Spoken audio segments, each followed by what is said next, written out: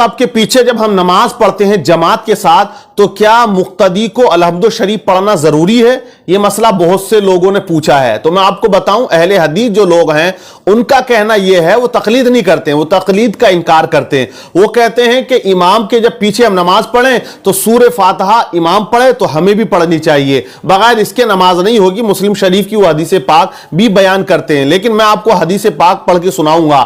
بہرحال میں پہلے مسئلہ آپ کو سمجھا دیتا ہوں۔ تو اہل حدیثوں کے یہاں کیا ہوتا ہے، جب امام قرات کرتا ہے، الحمد شریف پڑھتا ہے، تو وہ اس کا انداز یہ ہوتا ہے جیسے الحمدللہ رب العالمین، تو امام ان کے ہاں سکتہ کرتا، خاموش ہو گیا اتنی دیر کے لیے کہ جتنی دیر میں پیچھے والے مقتدی اس آیت کو پڑھ لیں۔ تو پیچھے کے مقتدی بھی پڑھتے ہیں الحمدللہ رب العالمین، تو اب آگے قرات شروع کرتا ہے، یعنی پڑھنا شروع کرتا سورہ فاتحہ کو امام، تو وہ پیچھے پیچھے پڑھتے چلے جاتے ہیں۔ ایک طریقہ یہ ہے، اور ایک طریقہ ان کے یہاں یہ بھی پایا جاتا ہے کہ پوری سورہ فاتحہ پڑھنے کے بعد امام رک جاتا ہے، تو اتنی دیر وہ ٹھہرے رہتا ہے، سکتہ کرتا ہے جتنی دیر پیچھے والے سورہ فاتحہ پڑھ لیں، تو وہ اتنی دیر رکا رہتا۔ اب تو مقتدی پیچھے سے سورہ فاتحہ پڑھتے ہیں، حالانکہ وہ کہتے ہیں پیچھے اس امام کے، تو وہ سورہ فاتحہ کو لازم و ضروری سمجھتے ہیں امام کے پیچھے بھی، حالانکہ سورہ فاتحہ پڑھنا یہ ضروری ہے، واجب ہے نماز کے اندر، اگر نہیں پڑھو گے تو نماز نہیں ہوگی۔ لیکن اگر تم امام کے پیچھے ہو تو حنفیوں کا مسلک یہ ہے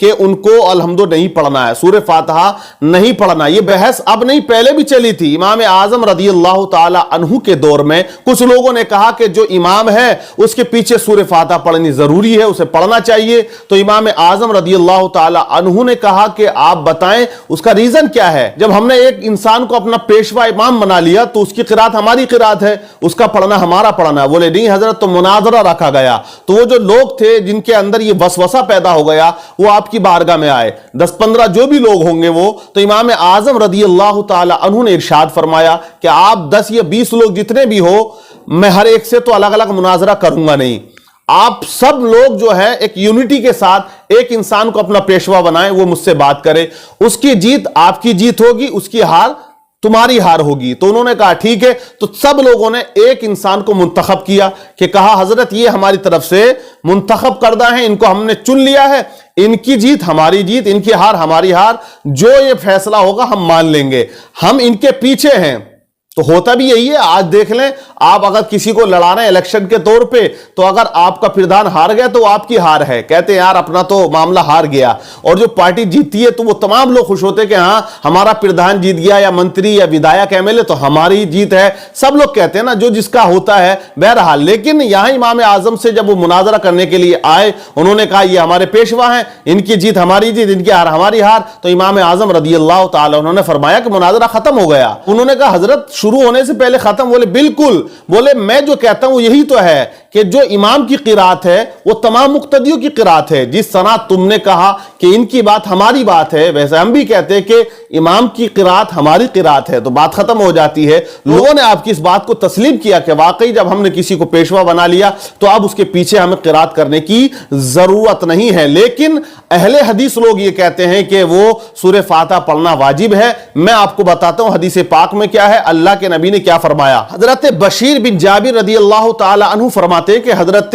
عبداللہ بن مسعود رضی اللہ تعالی عنہ نے نماز پڑھائی، تو انہوں نے کیا دیکھا کہ لوگ پیچھے قرات کر رہے تھے یا پڑھ رہے تھے۔ آپ جب نماز سے فارغ ہوئے تو آپ نے ارشاد فرمایا اے لوگو، کیا آپ اس آیت کے مفہوم کو ابھی تک نہیں سمجھو؟ اللہ نے قرآن میں کیا فرمایا، وَإِذَا قُرِئَ الْقُرْآنُ فَاسْتَمِعُوا لَهُ وَأَنصِتُوا لَعَلَّكُمْ تُرْحَمُونَ، جب قرآن پڑھا جائے تو اس کو کان لگا کر سنو تاکہ تم پر رحم کیا جائے، اللہ تم پر رحم کرے۔ جب قرآن پڑھا جائے تو تم کو پڑھنے کی ضرورت نہیں ہے۔